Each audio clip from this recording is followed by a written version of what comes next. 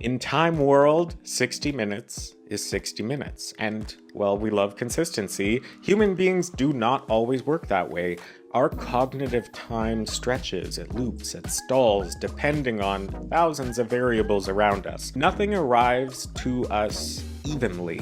It arrives when our brain has metabolically stabilized a task. So when we assume that learning should take place over time in these neat little boxes, we are overriding our biology with structure. And in this model, students are not being measured by what they understand, they are measured by when they are supposed to understand, which means that timing becomes a proxy for ability. And the concept of a clock, it makes sense. It sounds logical, and for many of us, it works fine, but it assumes that every person should arrive at the same thing at the same time, and if they don't, she marches on. Like, I'm sorry, Timmy, I can't stop the passage of time because you don't know how to tie your shoes. Humor aside, Timmy learns a very important lesson in this moment, and it's a survival pattern. When the world moves on without me, I have to just continue without understanding. And this produces a level of surface compliance where you complete something without cognitively integrating it.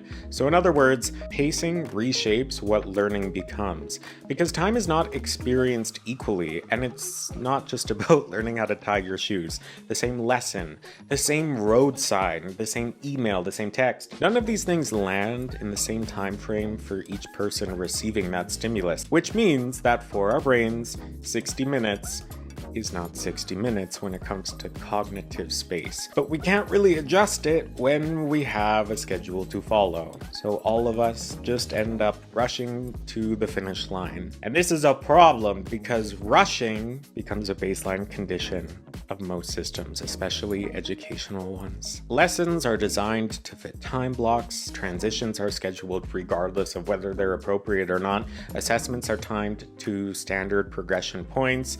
So through all of these things and countless others, urgency just becomes normal. And what that teaches people is that rushing is how learning works because we are prioritizing compliance over inquiry.